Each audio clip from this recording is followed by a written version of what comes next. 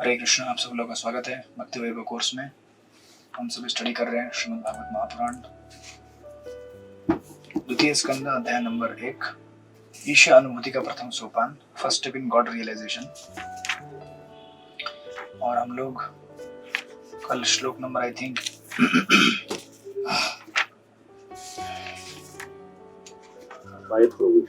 5 number पे रुक गए थे, राइट। तस्मात् भारत सर्वात्मा भगवान ईश्वर हरि श्रोतव्य कीर्तितव्यश्च स्मर्तश्च इच्छता अभयम। ये भरतवंशी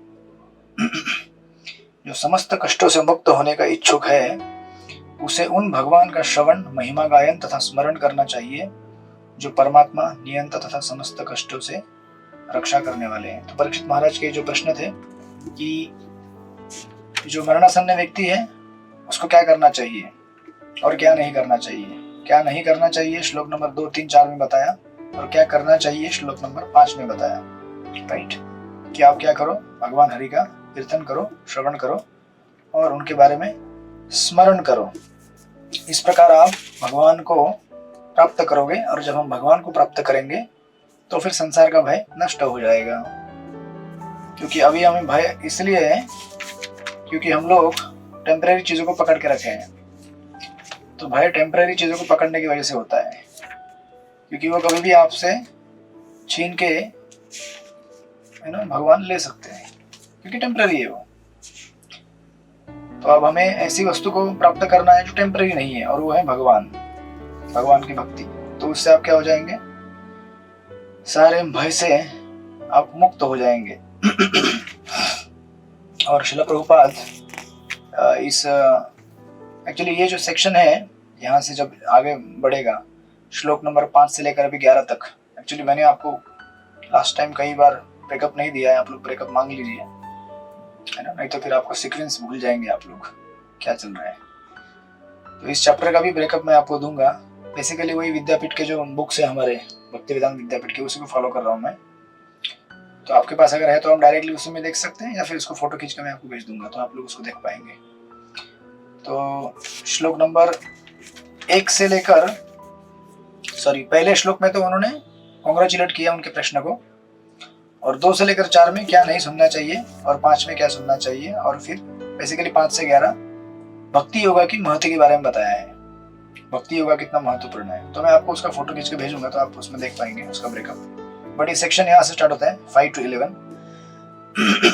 और हमने लास्ट टाइम ये भी देखा था कि ये 3 भगवान को एड्रेस क्यों दिए गए हैं, यू नो, ईश्वर, भगवान और सर्वात्मा, ये हरि को ये 3 एड्रेस क्यों दिए गए, राइट। और श्रील प्रभुपाद परपोर्ट में 2-4 हम इसके परपोर्ट्स की लाइन पढ़ेंगे, उसका हमने परपोर्ट छोड़ा था लास्ट टाइम। श्रील प्रभुपाद कहते हैं, पिछले श्लोक में श्री सुखदेव गोस्वामी ने यह बताया है कि किस प्रकार मूर्ख है भौतिकवादी व्यक्ति सोकर विषय जीवन में लिप्त होकर आर्थिक दशा सुधारने में तथा उन कुटुंबियों के भरण पोषण में अपने मूल्यवान समय का अपव्यय करते हैं, राइट।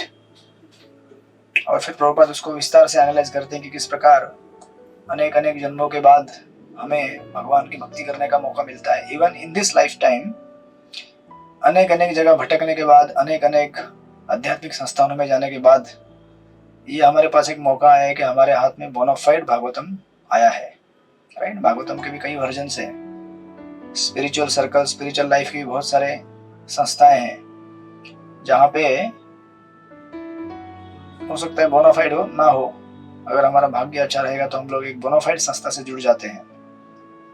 तो ऐसे घूमते घूमते घूमते हम लोग जब यहाँ पे आए हैं, तो प्रभुपाद यहाँ पे लिखते हैं, ये 84 लाख योनियों में अनेक अनेक अनेक योनियां हैं। ये जन्म मृत्यु का चक्र है, और मनुष्य जन्म ही सकाम कर्म के चक्र से छूटने का अवसर है। और मनुष्य जन्म के अंदर भी हम लोग क्या है अभी श्रील प्रभुपाद की संस्था में आए हैं, राइट।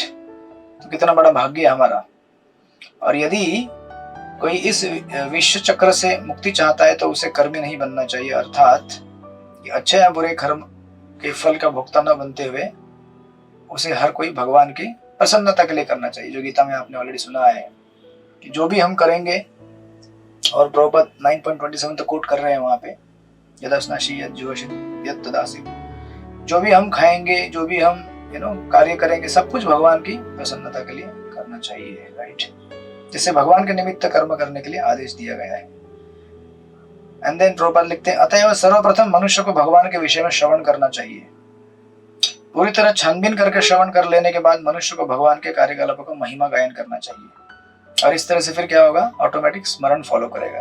अच्छा श्रवण और फिर अच्छा कीर्तन और फिर अच्छा स्मरण, ये स्टेप बाय स्टेप। और जब स्मरण होगा तो ऑटोमेटिक फिर आगे की जो क्रियाएं हैं, जो प्रहलाद महाराज नवोविधा भक्ति बताते हैं, श्रवणम कीर्तनम विष्णु स्मरणम अर्चनम, फिर अपने आप चालू हो जाएगा। वंदनम अपने आप चालू हो जाएगा। दास्यम साख्यम और फाइनली सरेंडर अपने आप फॉलो करेगा उसको। इसलिए सुखदेव गोस्वामी भी कहते हुए क्या कह रहे हैं, ये तीन चीजें, सुनना, कीर्तन करना और फिर भगवान को स्मरण करना। एंड दैट्स व्हाई पूरे आध्यात्मिक जीवन का प्रमुख अगर समय हमें अगर कभी इन्वेस्ट करना है तो हमें वो श्रवण में करना चाहिए। और खास करके जो स्पिरिचुअली एलिवेटेड सोल्स है, एडवांस, जैसे श्रील प्रभुपाद या फिर उनके अनुयायी हैं, उनसे हमें सुनना चाहिए। तो उससे हमें इमीडिएट इफेक्ट मिलता है, क्योंकि उसके अंदर वो पोटेंसी है।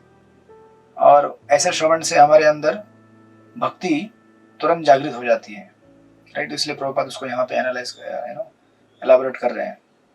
एंड देन जो हमने डिस्कस किया था कि जो अनेक अनेक जो 3 नाम दिए गए हैं, उसको भी प्रभुपाद शॉर्ट में एलाबोरेट कर रहे हैं यहाँ पे, कि अलग अलग प्रभुपाद लिखते हैं, भगवान के श्रवण तथा महिमा गायन की यह विधि सब पर लागू होती है, चाहे वो जो भी हो, और इससे उसे प्रत्येक कार्य में अंतिम सफलता प्राप्त होगी।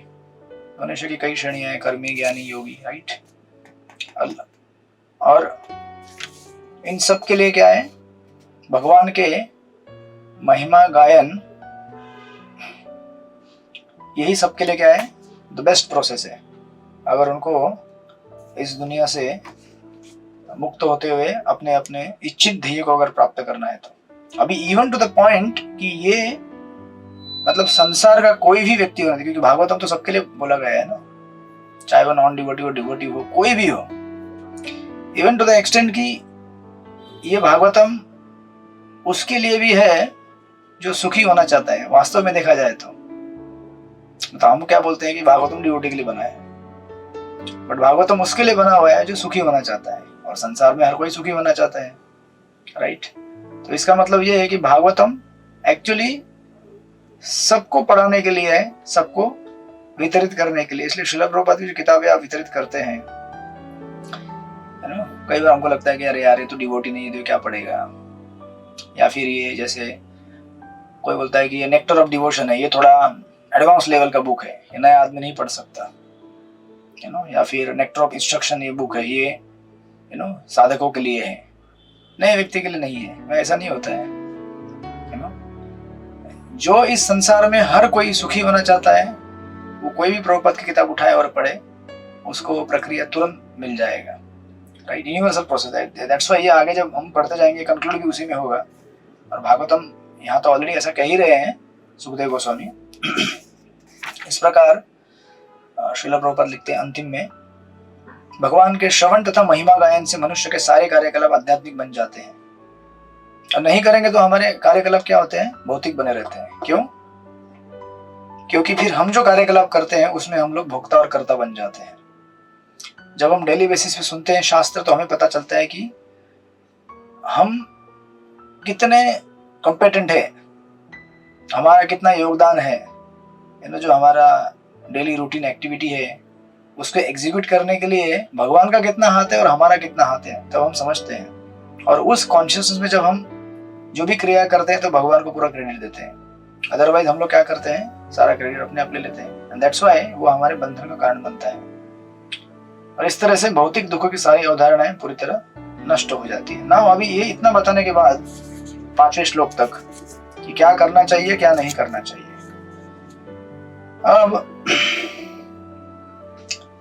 अब ये कोई प्रश्न पूछेगा, जैसे हमने कल भी शॉर्ट में डिस्कस किया था कि जैसे अभी ये क्वेश्चन मैंने खड़ा किया, अभी इसलिए इसी में कंक्लूड होगा जो हम अभी डिस्कस किए जस्ट, कि कोई पूछेगा, सुखदेव गोस्वामी को कोई बोलेगा कि आपने तो ये क्या कर दिया है, एक स्पेसिफिक आंसर दिया है, परीक्षित महाराज का प्रश्न क्या था? जेनेरिक था। जेनेरिक यानी कि इन जनरल जो मृत्यु के करीब है उसके लिए क्या विधि होनी चाहिए, लेकिन आपने तो भक्तों के लिए बता दिया, है ना। तो ये कैसे? तो अभी ये है क्योंकि है ना, आपने ये शब्द सुना होगा पहले वो श्लोकों में, नृणाम। नृणाम यानी कि फॉर जनरल ह्यूमन बींग्स, लेकिन आपने तो क्या कर दिया, ये श्रवणम कीर्तनम विष्णु स्मरणम ये कौन करेगा? भगत होगा वही करेगा ना, नॉन डिवोट थोड़ी करेगा। जो बाहर लोग संसार में घूम रहे हैं वो थोड़ी भगवान का भजन करेंगे। वो भजन करेंगे लेकिन वो अपना अपना भजन करेंगे जो उनका भजन है यू नो, सिनेमा का भजन करेंगे, या फिर जो कोई सिंगर है उनको ग्लोरीफाई करेंगे, कोई स्पोर्ट्स पर्सन है उसको ग्लोरीफाई करेंगे, पॉलिटिशियन है उनका भजन गाएंगे, राइट। तो इस तरह से आपने क्या कर दिया है, स्पेसिफिक आंसर दिया है, राइट। और बहुत सारे लोग तो वैदिक वर्णाश्रम पद्धति के बाहर है, फिर उनके लिए क्या, यू नो। और जो अनेक अनेक, अभी उस सभा में तो बहुत सारे लोग बैठे हुए थे एक्चुअली देखा जाए तो, उसमें ज्ञानी भी थे, योगी भी थे, कर्मी भी, यू नो, कर्म योगी भी थे, और भगवान के भक्त भी थे। उनको भी क्वेश्चन आएगा ना, क्योंकि एक्चुअली देखा जाए तो ज्ञान योगी, कर्म योगी और अष्टांग योगी उनकी विधि नहीं है स्मरणम कीर्तनम, उनकी विधि क्या है? ध्यान करो। अब ध्यान किस पे कर रहे हैं वो भी उनमें से बहुत सारे आधे लोग को मालूम नहीं रहता है। वो कहते हैं कि एटलीस्ट अष्टांग योग तक जब तक नहीं पहुंच जाते तब तक उनको पता नहीं रहता है। इवन कर्मयोगी और उसके बाद जो नेक्स्ट स्टेज आता है ध्यान योगी या ज्ञान योगी, उसको भी थोड़ा थोड़ा आइडिया रहता है कि कोई तो है जो मुझसे, यू नो, मुझसे भी नहीं बट एक यूनिवर्स का सोर्स है, एनर्जी है वो। लेकिन जब उसका ध्यान योग परिपक्व हो जाता है तब अष्टांग योग में एंटर करने के बाद उसे पता चलता है कि वो व्यक्ति परमात्मा है। उसके बाद भी कंफ्यूजन बना रहता है। अष्टांग योग के अंतिम, यू नो, फेजेस तक भी व्यक्ति सोचता रहता है कि वो परमात्मा मतलब मैं ही हूँ, एंड दैट्स हाउ वो मायावादी भी बन सकता है, इन द सेंस कि ब्रह्मवादी बन सकता है अगर उसे भक्तों का संग नहीं मिला तो। कि अपने गीता में पढ़ा है योगा लैडर में, और अगर उसे भक्तों का संग मिला तो वो डिवोटी बन सकता है, क्योंकि वो फिर डिवोटी समझाएगा कि भगवान और जीव में क्या अंतर है। अदरवाइज भगवान और जीव में अंतर ऐसा दिखेगा नहीं। जो स्पिरिचुअली जो मेडिटेट करते हैं, जो इसलिए देखिए भारत में बहुत सारे जो अध्यात्मवादी हो क्या है, मायावादी है, ब्रह्मवादी है। कारण क्या है कि जो शास्त्र भक्तों द्वारा दिए गए उनको वो नहीं पढ़ते। डायरेक्ट भागवतम पढ़ेंगे, डायरेक्ट हम पढ़ेंगे गीता, डायरेक्ट गीता पढ़ेंगे हम लोग। आचार्य के कमेंट्री के बिना अगर आप पढ़ेंगे तो आप कंफ्यूज होना आपके लिए गारंटी है ना। अभी हम लोग इतना क्लैरिटी के साथ अभी पढ़ते हैं सुनते तो हमको लगता है क्या है, कोई थोड़ी भारी टॉपिक है डिस्कस करने वाला, क्योंकि आपको तो कंक्लूजन पता चल गया ना। और जिसको नहीं पता चला उसको कितना हेडेक होता है जरा आपको नहीं पता चलेगा, है ना। जिसको कभी कभी अगर कोई मैथमेटिक्स का गणित अगर सॉल्व नहीं हुआ है वो टेंशन में रहता है। जिसको सॉल्व हो गया वो बोलता है क्या इतना कठिन है, इतना आसान तो है। इतना आसान नहीं होता है जब तक वो रिगरस प्रोसेस कर, यू नो, के थ्रू जाकर मेहनत करके उसको ना समझे। और भक्तों के माध्यम से समझने के लिए बहुत आसान है। आप कभी किसी मायावादी को टर्न करने का कोशिश कीजिए, उसको भक्त बनाने का, होता है क्या? तो मिले आप किसी मायावादी से, मिलने की कोशिश भी मत कीजिएगा। एक्चुअली चैतन्य महाप्रभु ने कहा है मायावादी भाष्य सुनिले वही सर्वनाश। अगर मायावादियों का संग किया तो हम तुरंत मायावादी बनने का चांस रहता है, क्योंकि उनका जो, यू नो, मतलब जो जिस तरह से एक्सप्लेन करेंगे कि आपको लगेगा कि हाँ यार सही बोल रहे हैं, भगवान और जीव एक ही तो है, मैं भी वही भगवान हूँ, भगवान भी, यू नो, सत है, चित है और आनंद है, मैं भी सच्चिदानंद हूँ। So like that now. तो इसीलिए ये यहाँ पे क्वेश्चन खड़ा किया जा सकता है सुखदेव गोस्वामी, क्योंकि आपने स्पेसिफिक बताया बट आप मुझे क्या बताइए, इन जनरल बताइए। तो अभी उसको बताने के लिए फिर सुखदेव गोस्वामी आगे कहते हैं छठे श्लोक में 216। सची किशोरी माता जी पढ़िए। सची किशोरी माता जी है यहाँ पे। हरे कृष्णा, दंडवत प्रणाम। एतावान सांख्य योगाभ्याम सधर्म परिनिष्ठया जन्मलाभम परम पुरुषाम अंते नारायणम श्रुति। पदार्थ तथा आत्मा के पूर्ण ज्ञान से, योग शक्ति के अभ्यास से या स्वधर्म का भली भांति पालन करने से मानव जीवन की जो सर्वोच्च सिद्धि प्राप्त की जा सकती है वह है जीवन के अंत में भगवान का स्मरण करना। हरे कृष्णा, दंडवत प्रणाम। इसीलिए देखिए, तो अभी देखिए सुखदेव गोस्वामी कितने एक्सपर्ट है। Sukhdev Goswami is very expert in answering the questions. इसीलिए आचार्य है ना, इसीलिए वहां बैठे हुए हैं। सुखदेव गोस्वामी कहते हैं कि अरे भाई, चाहे वो एतावान यानी कि सांख्य, सांख्य यानी कि बेसिकली ज्ञान योगी, राइट। सांख्य मतलब दे एनालाइज कि संसार, संख्या मतलब गिनती करना, संख्या कि संसार में कितने एलिमेंट है, कितने तत्व है, राइट, उनको ज्ञान योगी बोलते हैं। एतावान सांख्य योगाभ्याम, योगाभ्याम मतलब अष्टांग योगी, राइट। और तीसरी टर्म वहां पे स्वधर्म परिनिष्ठया। स्वधर्म परिनिष्ठया मतलब जो व्यक्ति कर्म योग में है, परिनिष्ठा मतलब बेसिकली डेडिकेटेड, राइट, पूर्ण अनुभूति के द्वारा। तो आप अगर वर्ड टू वर्ड में भी देखेंगे, 3 आपको दिखेगा।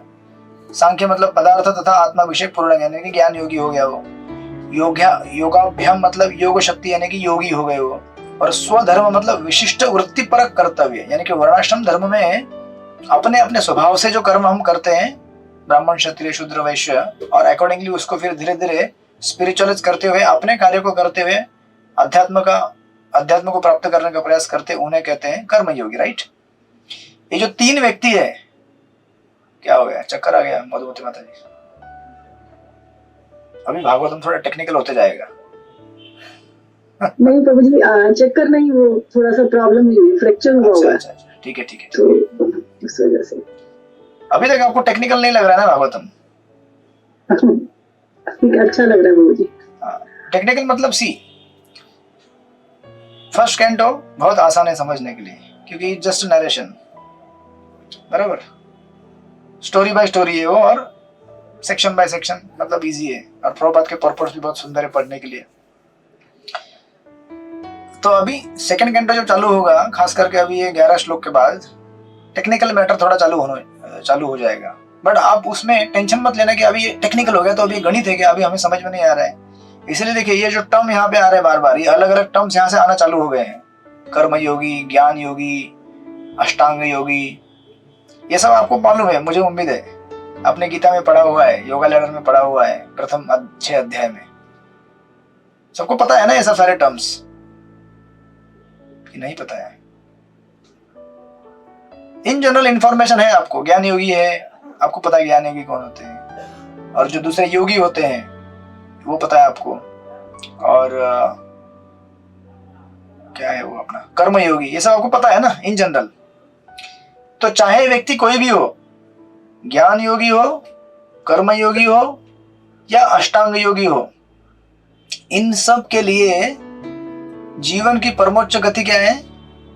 अंते नारायण स्मृति, अंत में भगवान का रिमेम्बरेंस प्राप्त करना, ये सबके जीवन का लक्ष्य है। ये लक्ष्य तो हर किसी के लिए है ना, वैसे देखा जाए तो। सिर्फ इनके लिए ही क्यों, कोई भी व्यक्ति जीवन में अगर सफल होना चाहता है, जीवन में सफल होना मतलब क्या? जन्म मृत्यु के चक्र से छूटकर भगवान के धाम में चले जाना, राइट। तो वो कब संभव है? जब भगवान का अंत में हमको स्मरण होगा, सामान्य भाषा में अगर कहा जाए तो। और भगवान का हमें स्मरण कब होगा? जब हम पूरे जीवन काल में भगवान का स्मरण करने का अभ्यास करेंगे। देखिए, मैंने पहले से एडवांस में एक स्टेप आगे जाकर आंसर दे रहा हूं आपको। सुखदेव गोस्वामी को प्रश्न क्या पूछा था? वहां जनरल ऑडियंस, मतलब ये आचार्य लिखते हैं कि ऐसा कोई प्रश्न करेगा कि आपने जो विधि बताया वो तो भगत के लिए बताया, लेकिन इन जनरल विधि क्या है, यू नो, सामान्य लोगों के लिए क्या है? क्योंकि परीक्षित महाराज ने सामान्य लोगों के लिए पूछा। सुखदेव गोस्वामी कह रहे हैं जो मैंने कहा वो न केवल भक्त के लिए, लेकिन अष्टांग योगी, ज्ञान योगी, कर्म योगी, यहाँ तक कि सारे संसार के सारे व्यक्तियों के लिए ये प्रक्रिया है। यूनिवर्सल प्रोसेस है ये, है ना। कभी कभी क्या होता है, कुछ चीजें यूनिवर्सल होती है, जैसे यू नो, इसको समझाने के लिए क्या उदाहरण दिया जाए। कुछ चीजें कॉमनली यूज होती है, बराबर, और कुछ चीजें स्पेसिफिकली यूज होती है। जैसे भारत में वर्षा होती है तो यहाँ पे छाता यूज करते हैं, पता है आपको। और ऐसे कुछ देश है जहाँ पे बारिश होती ही नहीं है या ठंडी कभी गिरती नहीं, तो वहां स्वेटर किसने देखा ही नहीं कभी, बराबर। कुछ है ऐसे सेक्शंस दुनिया में, ऐसे कुछ एरियाज हैं। या फिर हमारे यहाँ नेपाल में, वहां समंदर है ही नहीं, तो लोगों को मालूम नहीं समंदर क्या होता है, कभी देखा ही नहीं उन्होंने। तो बॉम्बे कभी आते हैं तो बोलते समंदर देखना है, समंदर देखना है। समंदर क्या देखना है यार, ये तो रोज हम देखते हैं उसको, हमको कुछ लगता नहीं, बट फॉर देम इट्स एक नयापन है। सो कुछ चीजें कॉमनली अवेलेबल होती है, कुछ चीजें यूनिवर्सली अवेलेबल होती है, कुछ चीजें स्पेसिफिक लोकेशन में अवेलेबल होती है, राइट। उसी प्रकार संसार में अनेक अनेक विधियां हैं। अगर आपको समझो खेत में जाकर चावल उगाना है तो भारत में एक प्रक्रिया है और भारत के बाहर एक प्रक्रिया है, देश काल पात्र देखते हुए, बराबर। वहां का मौसम कैसा है या जमीन कैसी है, तो थोड़ा थोड़ा डिफरेंस आएगा। बट वो चावल बनने के बाद पकाकर उससे अगर आपको नरिशमेंट लेना होगा तो उसकी एक ही प्रक्रिया है, उसको ग्रहण करना पड़ेगा, आपको खाना पड़ेगा, राइट। That's universal. इसी प्रकार अध्यात्म या फिर इस जगत से बाहर निकलने के लिए हमारे हिसाब से अनेक अनेक विधियां हो सकती है, लेकिन फाइनली किसी भी धर्म का अंतिम कंक्लूजन क्या होगा, अंते नारायण स्मृति। अब चाहे वो नारायण आप नारायण करके समझ रहे हैं या कोई और किसी भाषा में समझ रहे हैं, लेकिन भगवान का स्मरण करना। तो सुखदेव गोस्वामी यहाँ पे कह रहे हैं कि जो प्रक्रिया मैंने दी है वो प्रक्रिया सबके लिए लागू होती है। ये जो 3 व्यक्ति मैंने बताए यहाँ पे खास करके, क्योंकि ये उस टाइम में वैदिक कॉन्टेक्स्ट में बता रहे हैं कि चाहे वो ज्ञान योगी हो, अष्टांग योगी हो या कर्म योगी हो, इन सबका अंतिम फाइनल उनको बेनिफिट कब मिलेगा, जब वो भगवान का स्मरण कर पाएंगे। या फिर इसका और एक अर्थ निकलता है कि जब तक हम लोग जीवन के अंतिम ध्येय क्या है उसको नहीं समझते, तब तक उसको समझने के लिए अनेक अनेक प्रक्रिया हो सकती है, चाहे वो अष्टांग योग हो, ध्यान योग हो, या फिर कोई इस्लाम में हो, कहीं क्रिश्चियनिटी में हो, कहीं जो भी हो, जहां भी हो। लेकिन किसी को अगर एक दिन मालूम पड़े कि अरे आखिर वो जो एक भगवान है उसका ही हमें स्मरण करना होता है ना, उसको ही पाने के लिए, मतलब अगर हमें इस संसार से बाहर निकलना है तो उसका स्मरण करना होता है, राइट। तो जिस दिन उनको एक बात समझ में आती है कि उस भगवान का हमें स्मरण करना है, तो फिर कर्मयोग क्यों करेंगे वो लोग, या फिर ज्ञान योगी क्यों बने रहेंगे, या अष्टांग योगी क्यों बने रहेंगे। वो सब छोड़ छाड़ के क्या करेंगे वो लोग, फिर हरे कृष्ण कृष्ण कृष्ण हरे हरे, हरे राम राम राम हरे हरे, वो लोग फिर भगवान का भजन चालू कर देंगे, राइट। अभी हम ये सब इतना एनालिसिस क्यों नहीं करते, क्योंकि प्रभुपाद ने हमको डायरेक्टली वो दे दिया है जो हम अंत में करना है, राइट। अदरवाइज आपने कभी कभी देखा होगा कुछ लोग ऐसे होते हैं, कई संस्था में जाते हैं, यहाँ वहां जाते हैं। अभी मैं भी ऐसे 2-4 संस्था में भटक के यहाँ वहां से आया हूँ, तो कुछ रिलेट होता है हमें। कुछ लोग बोलते हैं सांस को रोको, सांस छोड़ो, इससे माइंड कंट्रोल होगा, अब गए होंगे किसी संस्था में। कुछ संस्था ऐसी होती है वो बोलते हैं डाइट रेगुलेट करो, कुछ संस्था ऐसी होती है वो बोलती है कि आप ध्यान करो।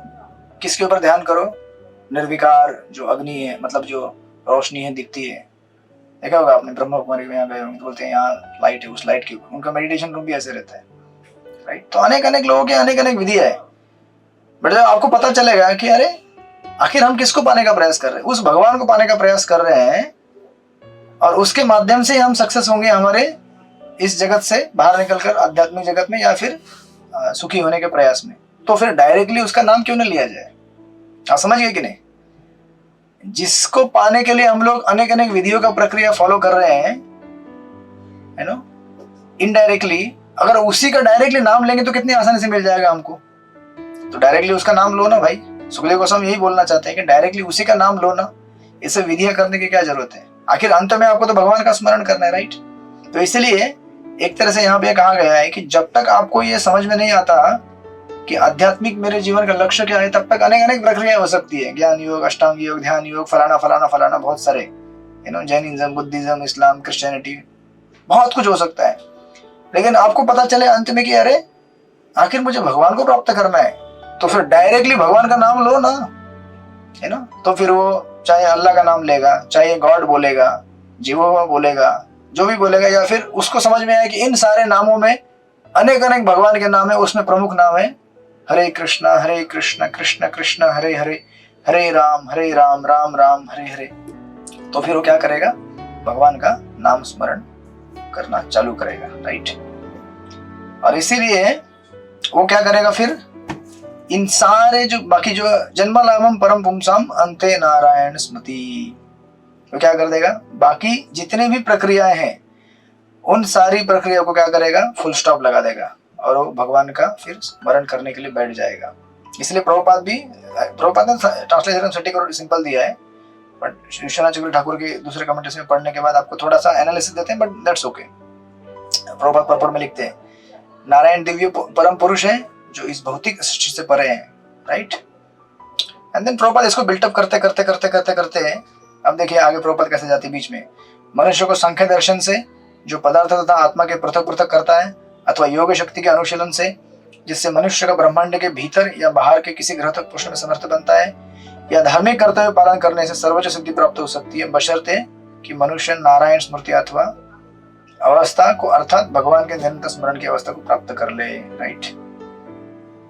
तो जितनी भी जो हमने डिस्कस किया अभी, जो भी प्रक्रिया है, अनेक अनेक विधियां हैं, उन सब विधियों में एक्चुअली सक्सेस देने वाले भगवान ही है, राइट।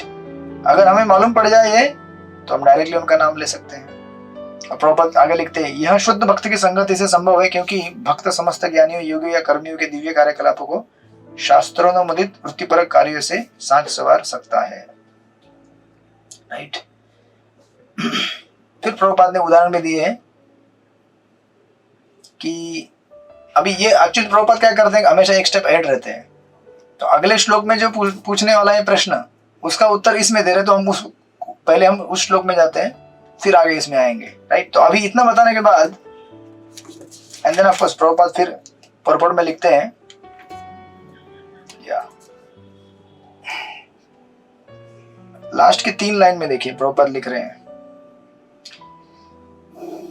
ये 3-4 लाइन में, प्रत्येक व्यक्ति अपने कार्य विशेष में चरम सिद्धि पाने के लिए उत्सुक रहता है, और जैसा कि यहाँ पर संकेत किया गया है कि ऐसी सिद्धि नारायण स्मृति है, जिसके लिए हर एक को उत्तम प्रयास करना चाहिए। दूसरे शब्दों में जीवन को इस प्रकार ढालना चाहिए कि जीवन के पग पग पर मनुष्य को भगवान के स्मरण में आगे आगे ही बढ़ता रहे, राइट।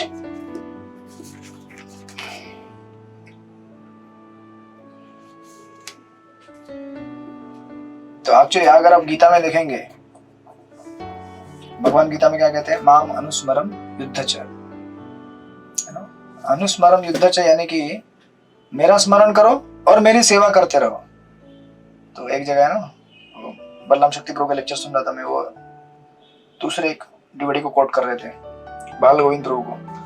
वो कहते हैं कि डिवोटी को कैसे होना चाहिए, डिवोटी को ऐसे होना चाहिए, ये माम अनुस्मरम युद्ध जो है ना, अनुस्मरण यानी कि भगवान को याद करना, और युद्ध मतलब सेवा करना, राइट। हमारे कॉन्टेक्स्ट में भी हम दिन भर में 2 कार्य करते हैं। एक कार्य होता है सुबह सुबह हम लोग जपा करते हैं, और उसके बाद दिन भर हम लोग सेवा करते हैं, राइट। तो कहते हैं कि one should be haunted by sound and one should hunt for सेवा। haunted by sound मतलब इतना क्रेज होना चाहिए हमारे अंदर सुनने के लिए, जैसे भूत हमारे पीछे पड़ जाता है ना,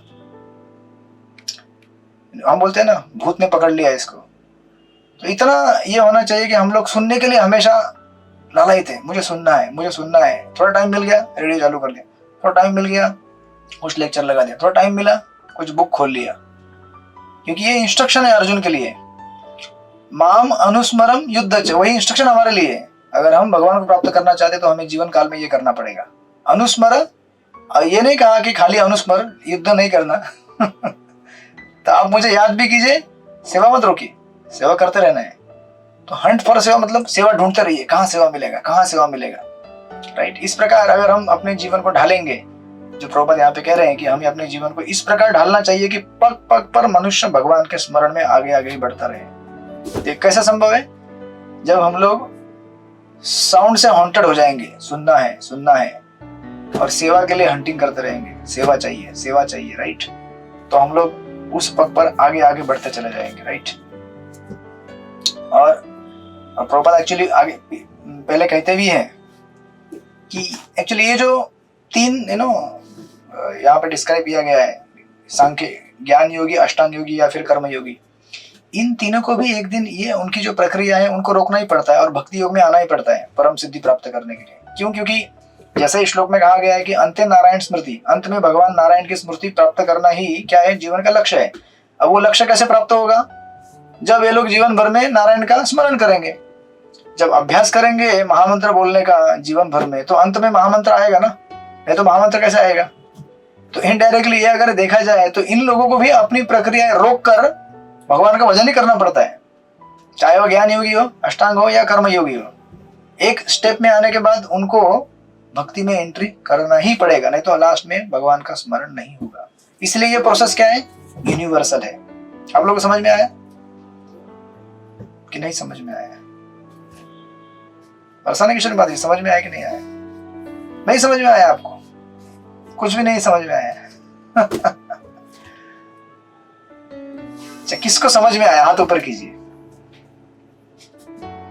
चित्रलेखा सखी माता को समझ में आया? बताइए माता जी, क्या समझ में आया आपको?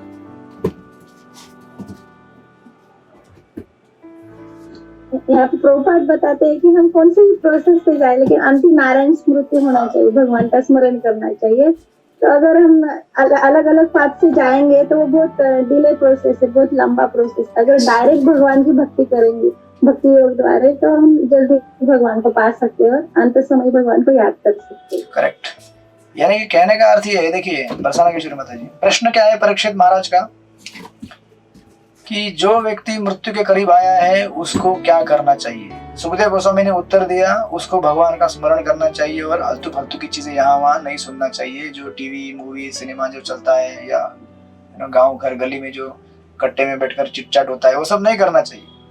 उन्होंने कहा भगवान का भजन करना चाहिए। तो किसी ने प्रश्न अगर पूछ लिया सुखदेव गोस्वामी को, अरे लेकिन आपने जो उत्तर दिया वो केवल भगत करेगा ना, बाकी लोग थोड़ी करेंगे। जो साधारण कर्मी है या ज्ञान योगी है या अष्टांग योगी है वो भी नहीं करेगा। कर्मी तो भूल जाओ, अष्टांग योगी का साधना क्या है? ब्रह्मचर्यवत में रहना। आपने वो गीता के 6 अध्याय में पढ़ा हुआ है। अपनी सांस को धीरे से अंदर लेना, धीरे से छोड़ना, नासिका के ऊपर ध्यान करते हुए, है ना, ब्रह्मचर्यवत में रहना वो उसका साधना है। ज्ञान योगी का साधना क्या है? एनालिसिस करते रहना, संसार में इतने एलिमेंट है, ये है वो है ये है ना। कर्म योगी की साधना क्या है? अपना कर्म करते हुए उस कर्म से आसक्त ना रहते हुए अपना कार्य, है ना, अनासक्ति के भाव में करते रहना। ये सब ज्ञान योगी, अष्टांग योगी, कर्म योगी, इन लोगों के कार्य है। और कर्मी जो है वो जगत को भोगने में लगा हुआ है, जैसे गृह में का वर्णन हुआ। तो कोई बोलेगा कि आपने इन लोगों के लिए क्या उपाय दिया है? इन लोगों के लिए कुछ उपाय दिया है सुखदेव जी?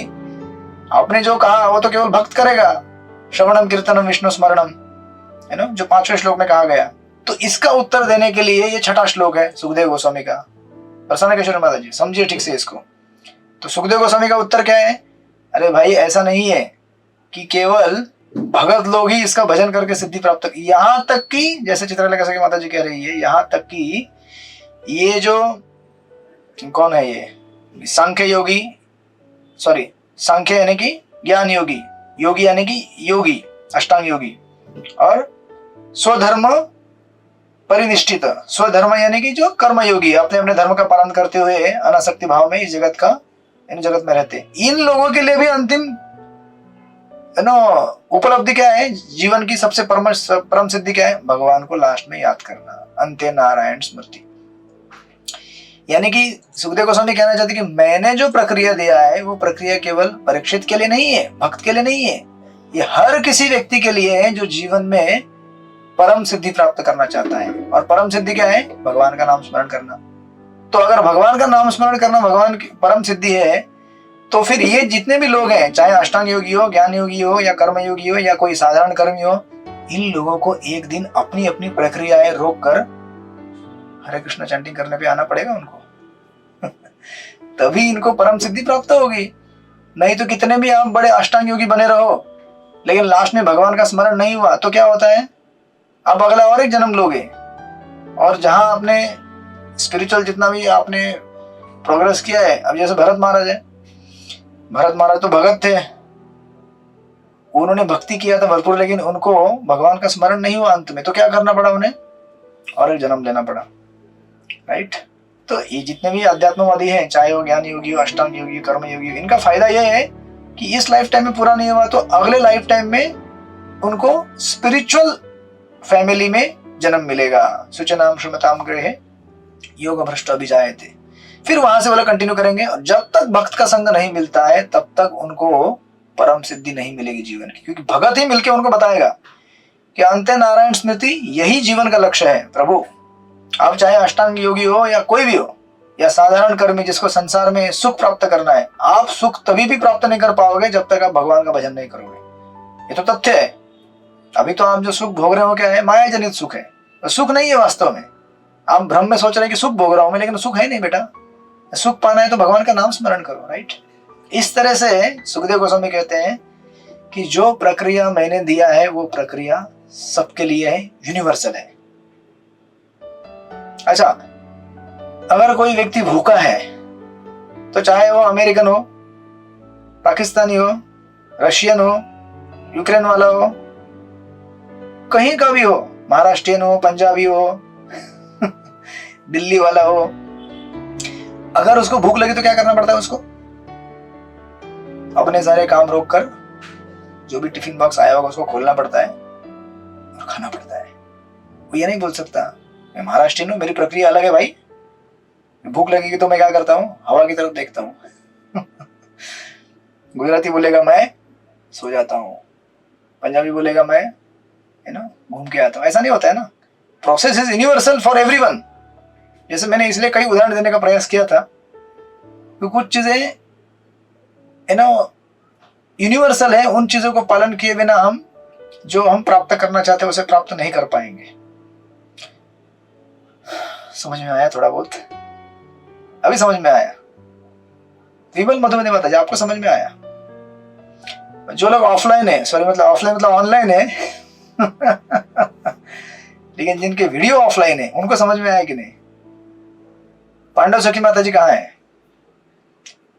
काशीनाथ प्रभु,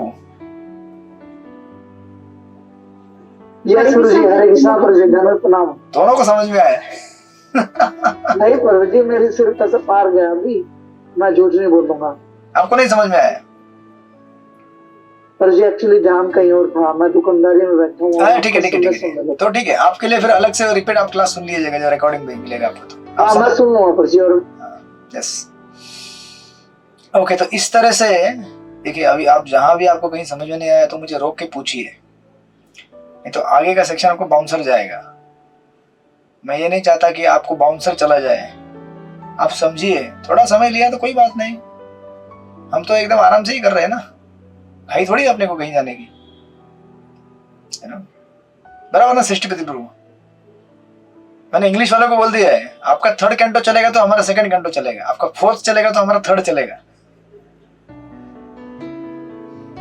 टेंशन की बात नहीं है कोई भी। समझने का समझ लीजिए ठीक से, क्योंकि कुछ चीजें सचमुच टेक्निकल होती है, वो अगर नहीं समझी तो फिर एक्चुअली कुछ है नहीं टेक्निकल। सारी चीजों का सारांश यही है कि भगवान का भजन करना है लेकिन कैसे करना है वो समझने का प्रयास कीजिए, है ना? तो उससे हमारा श्रद्धा और तगड़ा होगा। रासेश्वरी माता जी, आपको समझ में आया?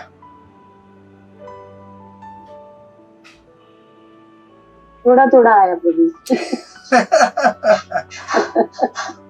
इसीलिए देखिए, लिंक तोड़िए मत। आप जब सुनते हैं ना, कनेक्शन मत तोड़िएगा। आप थोड़ा भी अगर गैप छोड़ देंगे, क्योंकि एक श्लोक से दूसरा श्लोक कनेक्टेड रहता है, आपने गैप छोड़ दिया तो आप वो लिंक मिस कर गए तो आप फिर थोड़ा गड़बड़ा जाएंगे। इसलिए back to back connection by connection यहाँ पे बिल्टअप होता जाता है। हरिपरायण प्रभु, आपको समझा कि नहीं समझा?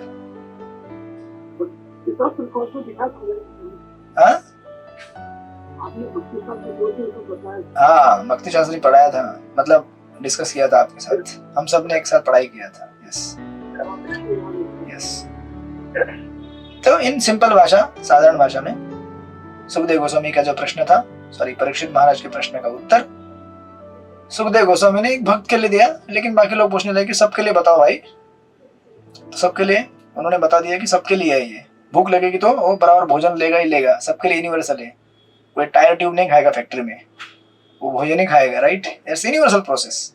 सो नाउ अभी इतना बताने के बाद अभी नेक्स्ट क्वेश्चन खड़ा हो जाता है। नेक्स्ट क्वेश्चन क्या है? अब प्रभुपाद के पर्पट तो ऑफकोर्स ग्लोरियस है, हमेशा लास्ट की जैसे 4 लाइन में हमने डिस्कस किया। प्रभुपाद कहते हैं कि हमारे अपने जीवन को इस तरह से ढालना चाहिए कि हम भगवान का अंत में स्मरण कर सके। तो अभी अगर अंत में स्मरण करना है तो जीवन काल में स्मरण करना पड़ेगा, राइट? जीवन काल में स्मरण करना है तो फिर हमें अपनी अनेक अलग अलग विधियों को छोड़कर वो विधि पालन करनी पड़ेगी जो एक भक्त योगी के लिए सुखदेव गोस्वामी ने दिए, परीक्षित के लिए दिए, राइट। तो चाहे कर्म योगी हो, अष्टांग हो, ज्ञान हो, कर्म हो, सबको अपना विधि छोड़कर भगवान का भजन करना पड़ेगा, राइट। तो अभी नेक्स्ट प्रश्न ये आएगा, तो कोई पूछ सकता है कि आपने तो इतना पावरफुल स्टेटमेंट कह दिया, अंते नारायण स्मृति, अंत में भगवान नारायण का स्मरण करना ही क्या है, जीवन का परफेक्शन है और उसी से हम सबको परफेक्शन मिलेगा। लेकिन ऐसा खाली बताने से नहीं होगा। आपने कह दिया कि ज्ञान योगी, अष्टांग योगी, ध्यान योगी, ये लोग भी अल्टीमेटली भक्ति ही करेंगे, बिना भक्ति के उनको परफेक्शन नहीं मिलने वाला है। लेकिन इसका उदाहरण कोई है क्या आपके पास? क्या खाली आप थियरी में बता रहे हैं, है ना? कोई उदाहरण है आपके पास? कोई, जैसे हम लोग भी कभी पूछेंगे ना, इस्कॉन में आने के पहले आपने पूछा होगा या देखा होगा, इस्कॉन में जा रहा हूँ लेकिन मैं देख रहा हूँ कि अगर इस्कॉन में जाना है तो कोई इस्कॉन में भगत लोग सक्सेसफुल हुए हैं क्या, है ना? 4 नियम पालन करने में, 16 माला करने में कोई सक्सेसफुल हुआ है क्या, है ना? देखो मंदिर भरे पड़े हैं भक्तों से, तो बाहर के लोग को फेथ आता है, हाँ यार प्रक्रिया में पावरफुल है, दम है, हम भी कर सकते हैं, थोड़ा ट्राई करके देख लेते हैं। तो लोग मंदिर में आते हैं, जपा चालू करते हैं, भक्तों का संग लेते हैं, गीता पढ़ते हैं और इस तरह से भक्त बनते हैं। तो एग्जाम्पल होना बहुत जरूरी होता है, राइट। तो अभी कोई अगर ऐसा प्रश्न पूछेगा कि आपने इतना पावरफुल स्टेटमेंट बोल दिया अंत्य नारायण स्मृति, इसका उदाहरण बताइए हमें। उदाहरण बताइए कि जो अष्टांग योगी था वो, या फिर ज्ञान योगी था या कर्म योगी था, उसने अपनी कर्म योगी, अष्टांग योगी, ज्ञान योगी की साधना छोड़कर भक्ति में डायरेक्ट कन्वर्ट हो, भक्ति में उसने एंट्री किया। कोई उदाहरण है क्या आपके पास? तो फिर उदाहरण बताने के लिए क्या करते हैं, सुखदेव गोस्वामी बताते हैं। क्या बताते हैं देखिए, श्लोक नंबर 7, सृष्टिपति प्रभु पढ़िए श्लोक नंबर 7। हरे कृष्णा प्रभु जी, दंडवत प्रणाम। प्रायेण मुनियो राजन् निवृत्ता विधिषेधतः निर्गुणस्थागमन्ते स्म गुण अनुकथने हरे। हे राजा परीक्षित, मुख्यतया सर्वोच्च अध्यात्मवादी जो विधि विधानों एवं प्रतिबंधों से ऊपर है, भगवान का गुणगान करने में आनंद का अनुभव करते हैं। हरे कृष्णा प्रभु जी, दंडवत प्रणाम। यस, तो अभी सुखदेव गोस्वामी पहले क्या करते हैं, बोलते हैं कि अरे परीक्षित, है ना, ये केवल बताने की बात नहीं है, लेकिन देखो स्टैंडर्ड क्या है कि जितने भी अध्यात्मवादी है, ये राजा परीक्षित मुख्यतः सर्वोच्च अध्यात्मवादी।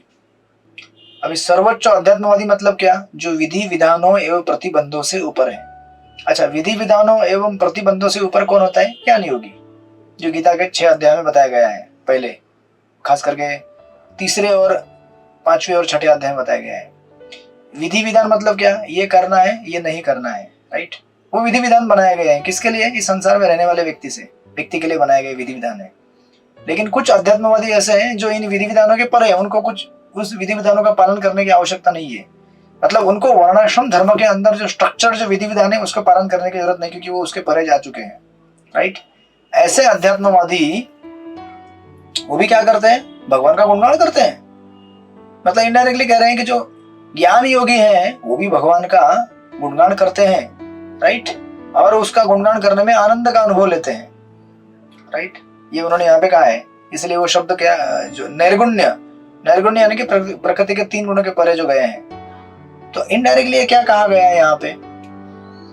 विमल मधुमत माता जी, क्या हो गया?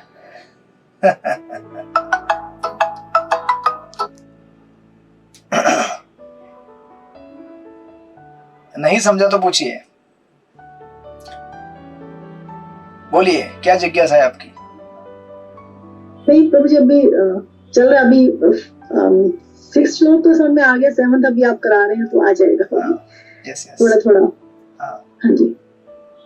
देखिए 7वें श्लोक में परीक्षित महाराज सुखदेव गोस्वामी ने क्या कहा कि न केवल भक्त के लिए बल्कि जितने भी अध्यात्मवादी है उन सब के लिए जीवन की परमोच्च स्थिति है भगवान का स्मरण करना। तो फिर अगर भगवान का स्मरण अंत में करना है तो जीवन काल में भगवान का स्मरण करना पड़ेगा ना, तभी अंत में भगवान का स्मरण होगा। तो अभी जीवन काल में भगवान का स्मरण करना है तो फिर क्या करना पड़ेगा? जो जो अपनी अपनी विधि विधान और प्रक्रिया है उनको छोड़ के भगवान का भजन करना पड़ेगा। चाहे वो अष्टांग योगी हो तो अष्टांग योगी को अपनी अष्टांग योगी की विधि छोड़कर भगवान का भजन करना पड़ेगा। ज्ञान योगी को अपना ज्ञान योग छोड़ के भगवान का भजन करना पड़ेगा। कर्म योगी को अपना कर्म योग जो प्रक्रिया उसको छोड़ के भगवान का भजन करना पड़ेगा, राइट। तो फिर ये प्रश्न पूछा जा सकता है परीक्षित महाराज से किसी से भी कि इसका उदाहरण कोई है क्या इतिहास में? जिसने भगवान का ये ज्ञान, अष्टांग और कर्म ये सब छोड़ के डायरेक्ट भगवान का भजन करना चालू कर दिया है। कोई उदाहरण है आपके पास? तो परीक्षित महाराज सुखदेव गोस्वामी पहले इन जनरल कहते हैं कि हाँ राजन, ऐसे कई अध्यात्मवादी है जो इस संसार के नियमों के परे हैं, विधि और निषेध, यानी कि जो वर्णाश्रम धर्म के परे जा चुके हैं। वर्णाश्रम धर्म मतलब क्या? 3 प्रकृति के गुणों के अनुसार वर्ण और आश्रम बनते हैं। ब्राह्मण, क्षत्रिय, शूद्र, वैश्य, 3 गुणों के हिसाब से उनको विभाजित करके बनाया गया है। लेकिन जो व्यक्ति इसके परे गया, 3 गुणों के परे चला गया, अध्यात्मवादी बन गया, वो ब्रह्म स्तर पे चला गया, वो व्यक्ति ब्रह्म स्तर पे जाने के बाद, ज्ञान योगी बनने के बाद, वो भी क्या करता है? भगवान का भजन करने में आनंद लेता है। अभी आपको क्लियर होगा 7वें 8वें श्लोक में जाने के बाद। अभी धीरज रखिए राइट। तो अभी ये आपको तो पता ही है, नैर्गुण्य मतलब क्या है? जो 3 प्रकृति के गुणों के परे गया हुआ व्यक्ति है, राइट। अब इस श्लोक में एक शब्द देखिए, प्रायण। प्रायण मतलब मुख्यतया, और उसका और एक शब्द का अर्थ होता है प्रायण, ऑलमोस्ट ऑल, यानी कि अधिकांश। अध्यात्मवादी जो है वो क्या होते हैं? अंत में भगवान का ही भजन चालू कर देते हैं। मतलब एक स्टेज के बाद, मतलब अष्टांग ज्ञान या फिर कर्मयोग, एक पर्टिकुलर स्टेज पहुंचने के बाद वो क्या करेंगे? अंत में भगवान का ही भजन करेंगे, राइट। फिर भी उन्होंने यहाँ पे क्या कहा है? प्रायण कहा है। प्रायण का अर्थ यहाँ पे एक्चुअली होता है एक तरह से कि सब नहीं, लेकिन कुछ ऐसे जो अध्यात्मवादी रहेंगे वो क्या करेंगे? वो नहीं लेंगे इस प्रक्रिया को, लेकिन ऑलमोस्ट ऑल ले लेते हैं, राइट। तो अभी ऐसा क्यों कहा गया है कि ऑलमोस्ट ऑल? अभी आप इस परपोर्ट को समझने के लिए आइए, प्रभुपाद के इस परपोर्ट के अंत के 4 लाइनों में जाइए, 1 2 3 4 5, ठीक है। ये पूरा अगर आप परपोर्ट पढ़ेंगे तो प्रभुपाद क्या करते हैं? स्टेप बाय स्टेप बिल्टअप करते हुए जा रहे हैं कि संसार में कैसे हम फंसे हुए हैं, माया के अधीन है। फिर इसमें से कुछ लोग कर्म योग का मार्ग लेते हैं, कुछ लोग ज्ञान योग का मार्ग लेते हैं, अध्यात्म, फिर फाइनली अष्टांग योग का मार्ग लेते हैं। ये ग्रेजुअल प्रोग्रेशन है, राइट। कर्म योग, अष्टांग, ध्यान योग और अष्टांग योग। और फाइनली उस स्टेज पर पहुंचने के बाद, जैसे मैंने पहले भी कहा था कि अष्टांग योग में पहुंचने के बाद कुछ लोग क्या करते हैं? परमात्मा का जब ध्यान करते हैं तो सोचते हैं कि वो परमात्मा मैं ही हूं, तो मैं ही भगवान हूं। और जिनको भक्तों का संग मिलता है वो भगवान का भजन चालू करते हुए कहते हैं कि मैं वो भगवान नहीं हूं, मैं उनका दास हूं, राइट। तो प्रभुपाद देखोगे, इसलिए यहाँ पे जब श्लोक का स्टार्ट में जो शब्द दिया गया है प्रायण, प्रायण, अभी आपको प्रभुपाद ने अभी मुख्यतः करके लिखा, VCD विश्वनाथ चक्रवर्ती ठाकुर जी कमेंट्री को रेफर करते हुए मैं ये बोल रहा हूँ। और प्रभुपाद भी उसको क्लैरिफाई करते हैं परपोर्ट में कि मुख्यतः, यानी कि ऑलमोस्ट बहुत सारे अध्यात्मवादी क्या करते हैं? भगत बन ही जाते हैं, लेकिन कुछ नहीं बनते। क्यों नहीं बनते? उसका उत्तर दिया है लास्ट के 5 लाइनों में। देखिए प्रभुपाद क्या लिखते हैं, अगर आप पढ़ेंगे उस वास्तविक, देखिए उसके ऊपर एक लाइन और ऐड करते हैं।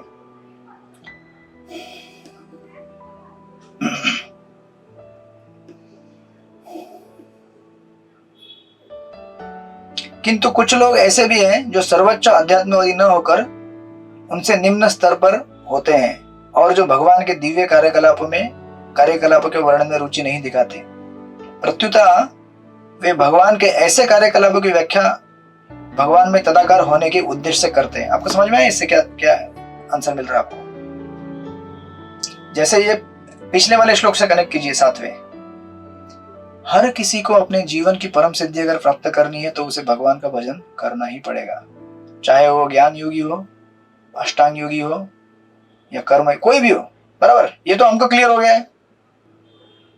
इवन अगर कोई ब्रह्मवादी है, उसको भगवान के ब्रह्म ज्योति में जाके अगर अपने आप को विलीन करना है, उसको भी भगवान की कृपा के बगैर ब्रह्म ज्योति में विलीन नहीं हो सकता हो, बराबर ना। क्योंकि ब्रह्म ज्योति किसकी है? भगवान की है ना, भगवान से अलग तो नहीं है ना। ब्रह्म ज्योति किसकी है? भगवान की है। या फिर कोई अगर योगी है जिसको सिद्धि प्राप्त करनी है, जब तक भगवान उसको कृपा नहीं देंगे सिद्धि कैसे प्राप्त करेगा वो? उसको भी भगवान की कृपा चाहिए। तो इन लोगों को ये पता रहता है। तो इसलिए प्रभुपाद यहाँ पे क्या लिख रहे हैं, किंतु कुछ लोग ऐसे भी हैं जो सर्वोच्च अध्यात्मवादी न होकर उनसे निम्न स्तर पर रह जाते हैं। क्यों? अच्छा, निम्न स्तर पर होते हुए भी ये क्या करते हैं? भगवान का मतलब ये लोग अष्टांग योग से आगे एंट्री नहीं मारते भक्ति योग में, लेकिन फिर भी ये लोग क्या करते हैं, भगवान का भजन करते हैं। अभी आप बोलेंगे अगर तुमको भक्त नहीं बनना है तो भगवान का भजन काहे कर रहे हो? माता जी, अगर आपको भगवान का भक्त नहीं बनना है, अभी भगवान का भजन कौन करेगा? जिसको भगवान का भक्त बनना है, राइट? लेकिन आपको भगवान का भक्त नहीं बनना है, फिर भी आप भगवान का भजन कर रहे हैं, क्यों? प्रभुपाद लिखते हैं उत्तर, देखिए। और ये लोग क्या करते हैं, भगवान के कार्यक्रम में उनको रस नहीं है, उनको आनंद नहीं है, लेकिन फिर भी वे भगवान के ऐसे कार्यकलापों की व्याख्या भगवान में तदाकार होने के उद्देश्य से करते हैं, क्योंकि भगवान ही है जो उनको ब्रह्म ज्योति में तदाकार होना, मतलब ब्रह्म ज्योति में विलीन होना। ब्रह्म ज्योति में विलीन होने के लिए भगवान ही मदद करेंगे ना, तो इसलिए भगवान का नाम लेते हैं, राइट? इस उद्देश्य से कि भगवान उनको ब्रह्म ज्योति में विलीन कर दें। उनको भक्त नहीं बनना है, क्योंकि अंतिम जो कोई भी फील्ड में आपको सक्सेस चाहिए, अभी आप बताइए, चाहे वो कर्मी हो, बाहर का नॉन डिवोटी या डिवोटी हो, दोनों को जीवन में सक्सेस कौन देता है? भगवान ही देते हैं ना। तो एक डिवोटी अपने भक्तिमय कार्यों में प्रगति प्राप्त करने के लिए भगवान से प्रार्थना करते हैं, भगवान मुझे आपके पास आना है। तो भगवान बोलते हैं मेरा भजन करो ना, फिर है ना, मन मना भो मत भक्तो मत ध्याजी माम नमस्कार, मेरा भजन करो, मेरे पास आ जाओगे। और जो बाहर का नॉन डिवोटी वो क्या बोलता है, अच्छा भगवान मुझे ना इस संसार की वस्तुएं चाहिए। तो भगवान ये नहीं बोल रहे उसको कि मेरा भजन करो उसके लिए, लेकिन उसको पता है यही देने वाले है ना, तो उनका भजन कर लेते हैं। मैं तो भजन करेगा तो क्या होगा, मुझे मिलेगा। मुझे जाना नहीं है भगवान के पास, भगवत भक्ति नहीं करनी है मुझे, लेकिन मंदिर जाऊंगा क्योंकि मुझे पता है वही देने वाला है। आप समझ गए कि नहीं समझ गए? नहीं समझे अभी तक?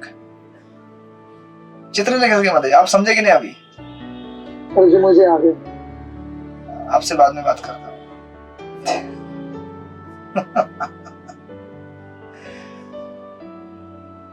सृष्टिपति आपको समझे क्या नहीं?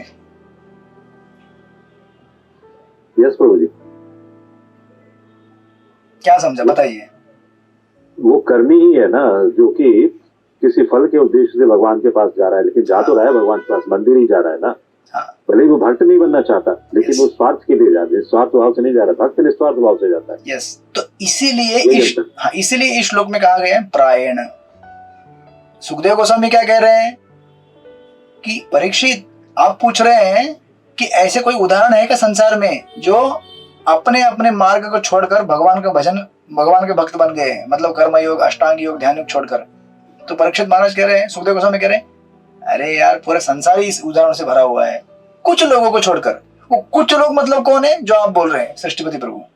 वो कुछ लोग कौन है जो मतलब संसार में बने रहना चाहते हैं, लेकिन उनको पता है कि भगवान का भजन किए बगैर संसार भी नहीं चलेगा अपना। तो संसार भी अगर चलाना है तो भगवान के पास ही जाना पड़ेगा, संसार के बाहर जाना है तो भगवान के पास ही जाना पड़ेगा। समझे कि नहीं आप? इस संसार में बने रहने के लिए भी भगवान ही चाहिए, संसार को छोड़ने के लिए भी भगवान ही चाहिए। तो कुछ लोग जबरदस्ती भजन करते हैं भगवान का, डर डर कर कि अरे यार भगवान का भजन नहीं किया तो रोटी कपड़ा मकान नहीं मिलेगा। उनको पता है देने वाला वही है। तो आप देखिए ना, कभी कभी कुछ लोग नया घर बनाते हैं, सत्यनारायण की पूजा, आपको क्या लगता है कि उनको सच में भगवान के भजन में इंटरेस्ट है क्या? कोई इंटरेस्ट नहीं होता है, लेकिन डर रहता है, अरे नया नया घर लिया है भाई, पूजा अगर नहीं कराया, वास्तु नहीं कराया तो कुछ भी अपशकुन हो सकता है, जो कि फैक्ट है।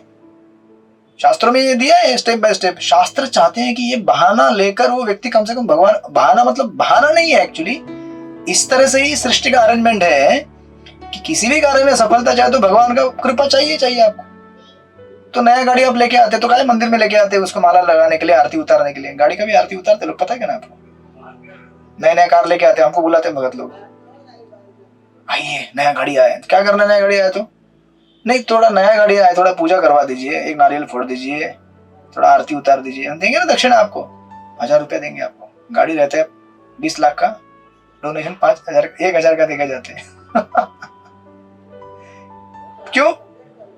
भाई हमें डर है, अगर कुछ गाड़ी ठीक से नहीं चली, खराब हो गई, पूजा कराएंगे तो अच्छा होगा भगवान की कृपा से। मतलब वो जानते हैं भगवान की कृपा चाहिए, भले भगवान का भजन करने में इंटरेस्ट नहीं है, लेकिन वो जानते हैं कि भगवान की कृपा के बगैर गाड़ी भी नहीं चलेगी ठीक से। तो इस तरह से सुखदेव गोस्वामी कह रहे हैं प्रायण, कुछ लोगों को छोड़कर ऑलमोस्ट ऑल, अधिकांश लोग क्या होते हैं, भगवान का भजन चालू ही कर देते हैं अपने अपने तथा जो अध्यात्म के अनेक मार्ग हैं, कर्म योग, ज्ञान योग, इनको छोड़कर इवेंचुअली वो भगवान की भक्ति में एंट्री कर ही देते हैं, कुछ उदाहरणों को छोड़कर। परीक्षित, मतलब आपने जो प्रश्न पूछा है कि ऐसा कोई उदाहरण है क्या, सारा संसार उदाहरणों से भरा पड़ा हुआ है। राइट, अभी समझ में आया आपको? थोड़ा बहुत समझ में आया कि नहीं आया? अरसाना किशोर माता जी, समझ में आया? तो यहीं पे रुक जाते हैं आज।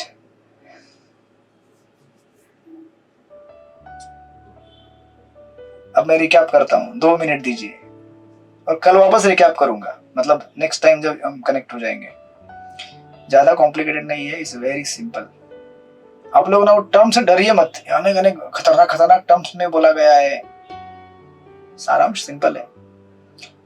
परीक्षित महाराज ने प्रश्न पूछा, जीवन में जो मृत्यु के करीब है या फिर किसी भी व्यक्ति के लिए सबसे अच्छी करने वाली चीज क्या है, क्या करना चाहिए उसे जीवन में सुखी होने के लिए? सुखदेव गोस्वामी ने कहा, फालतू का प्रजल्पा नहीं करना चाहिए, टीवी नहीं देखना चाहिए, केवल आहार निद्रा भय मैथुन में बिजी नहीं होना चाहिए। उसे क्या करना चाहिए? तस्मात् भारत सर्वात्मा भगवान ईश्वर हरि श्रोतव्य कीर्तितव्यश्च, भगवान का कीर्तन सुनना चाहिए, भगवान के बारे में कीर्तन करना चाहिए, स्मरण करना चाहिए। राइट, तो क्या करना चाहिए क्या नहीं करना चाहिए उन्होंने बता दिया श्लोक नंबर 2, 3, 4 और 5 में। यहां तक क्लियर है आप सबको? ठीक है ना? फिर प्रश्न पूछा जा सकता है सुखदेव गोस्वामी के द्वारा या आपके द्वारा भी, इसलिए सुखदेव गोस्वामी एडवांस में आंसर देकर रख दिए यहाँ पे। कोई भी प्रश्न पूछो, सबके उत्तर देकर रखे। तो कोई प्रश्न पूछ सकता है, अरे आपने जो प्रक्रिया बताई जीवन में सुखी होने के लिए कि उसे भगवान का भजन करना चाहिए, लेकिन ये तो भगत लोग करते हैं, भगत लोग करेंगे भगवान का भजन सुखी होने के लिए, हम काहे करेंगे? हम तो कर्मी हैं, हम अष्टांग योगी हैं तो हम अपना अष्टांग योग करेंगे, हम कर्म योगी हैं हम अपना कर्म योग करेंगे, हम ज्ञान योगी हम अपना ज्ञान अर्जित करते रहेंगे, हम थोड़ी भगवान का भजन करेंगे, है ना? या आपने जो उत्तर दिया या सॉल्यूशन दिया सुखी होने का, ये सबके लिए एप्लीकेबल है। लेकिन सुखदेव गोस्वामी बोले ऐसा नहीं है बाबा, ये सबके लिए एप्लीकेबल है। क्यों? क्योंकि जिसको भी संसार में सुखी होना है और जीवन की परम सिद्धि प्राप्त करनी है, उसको भगवान का भजन करना ही पड़ता है, भगवान का अंत में स्मरण करना ही पड़ता है। और ये सब प्रक्रियाएं फॉलो करने के बाद उसको एक दिन समझ में आएगा, बहुनाम जन्मनाम अन्ते ज्ञानवान माम प्रपद्यन्ते वासुदेवम सर्वमिति स महात्मा सुदुर्लभ। गीता के अष्टांग योग के अंतिम निर्णय में भगवान ने क्या कहा? अनेक जन्म ये अष्टांग योगी अपनी अष्टांग योग की प्रक्रिया करने के बाद अंत में इन्हें समझ में आता है कि भाई वासुदेव का ही भजन करना चाहिए, वही सब कुछ है, वही हमें अष्टांग योग करने के लिए बुद्धि दिया, ये शरीर हमारा रचाया, कर्म योग भी सब लोग यही समझते हैं अंत में। जैसे चित्रलेखक जी ने कहा कि भाई अगर हमको मालूम पड़ गया है कि भगवान का भजन ही करना अंतिम में, तो फिर क्यों इतना जीवन बर्बाद करने का? बहुनाम जन्मनाम अन्ते, क्यों अष्टांग योग करते रहने का जन्म जन्मांतर? उसमें से पतन हो गया तो वापस उठने का चांस भी नहीं रहता है। विश्वामित्र मुनि कितनी बार पतित हो गए वो, राइट? ऐसे अनेक उदाहरण है ऑफकोर्स, लेकिन बाद में भगवान के भक्तों का कृपा होने से वो ऊपर आ गए। तो इसलिए छठे श्लोक में कहा गया कि ऐसा नहीं है जो मैं कह रहा है ना, आप ऐसा सोच रहे हैं कि ये प्रक्रिया केवल भक्त के लिए, बाकी लोगों के लिए, सबके लिए है। प्रभु परीक्षित ये सबके लिए है। तो फिर 7वें श्लोक में परीक्षित महाराज पूछ सकते हैं वापस 7वें श्लोक आने के पहले कि लेकिन इसका उदाहरण कोई है क्या आपके पास जिसने अष्टांग योग, कर्म योग, ध्यान योग छोड़कर भक्ति किया है? तो सुखदेव गोस्वामी बोलते हैं, अरे उदाहरण क्या, सारे उदाहरण भरे पड़े संसार में, बहुत सारे उदाहरण है कुछ लोगों को छोड़कर। वो कुछ लोग कौन है? जो मैंने अभी आपको विश्लेषण दिया है ना, वो उसमें से गिने चुने थोड़े थोड़े लोग हैं जो एक्चुअली भगवान का भजन नहीं करना चाहते, लेकिन कर देते हैं उनकी अपनी अपनी सिद्धि प्राप्त करने के लिए। उनको छोड़कर बहुत सारे लोग क्या है, अंत में भगवान का भजन करके भगवत धाम को चले ही जाते हैं। राइट, समझ में आया आप लोगों को यहां तक? अभी जस्ट आपको नेक्स्ट वर्स कनेक्ट करके जाता हूं ताकि नेक्स्ट टाइम आप लोग आएंगे तो मेडिटेट करेंगे। फिर भी अगर कोई प्रश्न पूछेगा अरे यार आप तो ऐसे इन जनरल बता रहे हैं, ऐसे बहुत सारे उदाहरण हैं, जनरल मत बताइए, हमें स्पेसिफिक उदाहरण दीजिए। स्पेसिफिक कोई उदाहरण है क्या? और 2-3 मिनट दीजिए। कोई पर्टिकुलर एग्जांपल है क्या? सुखदेव गोस्वामी बोलते हैं अरे पर्टिकुलर एग्जांपल के लिए यहाँ वहां भागने की जरूरत नहीं, मैं खुद एग्जांपल हूँ। सुखदेव गोस्वामी बोल रहे हैं कि मैं खुद एग्जांपल हूँ बाबा। और आपको मैं आगे का रिकैप देके छोड़ता हूँ यहाँ पे। आपने प्रथम स्कंद में देखा होगा सुखदेव गोस्वामी कौन थे? आत्मारामश्च मुनयो निर्ग्रंथा अपि उरुक्रमे। वो क्या थे? एक बहुत बड़े अष्टांगी मतलब ध्यान योगी ज्ञान योगी के टाइप के थे, जो ब्रह्म में क्या थे? भगवान के 3 स्तर होते हैं, ब्रह्म, परमात्मा और भगवान, राइट? तो ब्रह्म स्तर पे वो अपने आप को स्थित कर चुके थे, भगवान के ब्रह्म इसमें भगवान के भगत नहीं थे उस समय। तो सुखदेव गोस्वामी बोलते हैं इदम भागवतम नामम पुराणम ब्रह्म संहितम। भाई बहुत मैंने मतलब रिकैप जस्ट कर रहा हूँ 2 मिनट ताकि आपको कनेक्ट होगा सेक्शन। सुखदेव गोस्वामी बोले मैं भी पहले ब्रह्मवादी था, भगवान का भगत नहीं था, मैं भी अष्टांग योगी था, ज्ञान योगी था, लेकिन मैंने जब भागवतम सुना, किससे? मेरे पिता से, तो मेरा हृदय भी क्या हो गया? भगवान की तरफ आकर्षित हो गया। और मैंने ये सारी जो प्रक्रिया है अष्टांग ज्ञान सब कुछ छोड़ छाड़ के क्या किया? मैंने भगवान का भजन चालू कर दिया। और मैं अभी आपके सामने खुद एग्जांपल हूं, डिवोटी हूं मैं। तो अभी इससे बड़ा उदाहरण क्या चाहिए परीक्षित तुझे? आप पूछ रहे हैं कि कोई स्पेसिफिक उदाहरण है क्या? मैं खुद उदाहरण हूं। मैं पहले ब्रह्मवादी था, मैं भगत बन गया। और इतिहास में आपको ऐसा कोई भी उदाहरण नहीं मिलेगा जो पहले भगत था और बाद में ब्रह्मवादी बन गया। कोई उदाहरण है क्या? कोई भी उदाहरण नहीं है। चतुष कुमार पहले ब्रह्मवादी थे, बाद में भगवान के भगत बन गए। सुखदेव गोस्वामी पहले ब्रह्मवादी थे, भगवान के भगत बन गए। लेकिन एक भी उदाहरण नहीं मिलेगा जो पहले भगत था और बाद में ब्रह्मवादी बन गया। जो ऊपर गए वो नीचे क्यों आएगा भाई? नीचे आएगा मतलब उस सेंस में नहीं कि किसी का पतन हो गया भक्ति से, वो ऐसा नहीं। लेकिन जो ऑलरेडी अष्टांग योग ज्ञान योग सब कुछ प्रक्रिया करके भक्ति योग में चला गया, वो रिवर्स वापस नहीं आएगा। नीचे से ऊपर जा सकते हैं, अष्टांग योग से भक्ति में जा सकते हैं, भक्ति से अष्टांग में नहीं आएगा, क्योंकि टॉप में पहुंच गया ना। जिसने LLB पूरा किया है वो थोड़ी मतलब 12वीं क्लास में वापस आएगा? आएगा क्या वो? पागल है क्या वो 12वीं क्लास की कक्षा वापस देने के लिए? नहीं ना। जो 10वीं में हो 12वीं में जाएगा। जो 12वीं में हो 13वीं में जाएगा, 13 14 15 16 17 आगे आगे जाएगा वो। 17 में पहुंच गया वो क्यों आएगा 10 में? उसी प्रकार जिसने भक्ति में ग्रेजुएशन प्राप्त कर लिया है, ब्रह्मेति परमात्मेति भगवानेति शब्द थे, जो ब्रह्म स्तर को पार करके परमात्मा स्तर को पार करके भगवान स्तर तक जा चुका है, वो नीचे नहीं आएगा। सुखदेव गोस्वामी बोले मैं खुद उदाहरण हूं। ठीक है परीक्षित? तो फिर हम देखेंगे आगे अगले हफ्ते किस तरह से सुखदेव गोस्वामी विस्तार करेंगे कि मैं कैसे उदाहरण हूं, मैं कैसे था। ठीक है, हरे कृष्णा। कुछ समझ में आया होगा, मतलब मोटा मोटी समझ में आया होगा। आपको नहीं आया होगा तो भी बोल दीजिए आ गया करके, नहीं तो आज का प्रसाद नहीं होगा आप लोगों का। बट मोटा मोटी आ गया। कंक्लूजन ये है कि हमें भगवान का भजन करना है। संसार की सारी गतिविधियां एक दिन हमें रोक कर या फिर उन गतिविधियों को करते करते भी भगवान का भजन हमें करना ही है, अगर हमें परम सिद्धि प्राप्त करनी है तो। हरे कृष्णा कृष्ण कृष्ण हरे हरे, हरे राम राम राम हरे हरे। श्रील प्रभुपाद की जय, श्रीमद् भागवत महापुराण की जय। वाञ्छाकल्पतरुभ्यश्च कृपा सिन्धुभ्यो पतितानां पावनेभ्यो वैष्णवेभ्यो अनंत कोटि वैष्णव वृंद की जय। ठीक है, अब मुझे रिकॉर्डिंग जल्दी जल्दी पोस्ट करना पड़ेगा, नहीं तो रिकॉर्डिंग आप सुनेंगे नहीं तो समझ में नहीं आता है। रिकॉर्डिंग बहुत पीछे पीछे है। ठीक है। हरे कृष्णा। तो संडे को हमारी एग्जाम है, राइट? संडे को एग्जाम है ना? चाहे वो अष्टांग योगी हो, ध्यान योगी हो, कर्म योगी हो, सबको एग्जाम देनी पड़ेगी संडे को। संडे को एक रिक्वेस्ट थी आपसे। हाँ। तो मुझे कोई और टाइम हो सकता है उस टाइम नहीं, if I am not comfortable at that time? चलेगा ना, दीजिए, कोई प्रॉब्लम नहीं। सैटरडे इवनिंग में आपके लिए होगा प्रभु जी? अगर मैं आपको मैसेज कर देती हूँ पूरा रेडी हो जाता है तो ठीक है, मुझे बता के रखिए, मैं आपको क्वेश्चन पेपर देकर रखूंगा, आप सॉल्व करके दीजिएगा। ठीक है, हरे कृष्ण। ठीक है, मिलते हैं फिर। हरि बोल।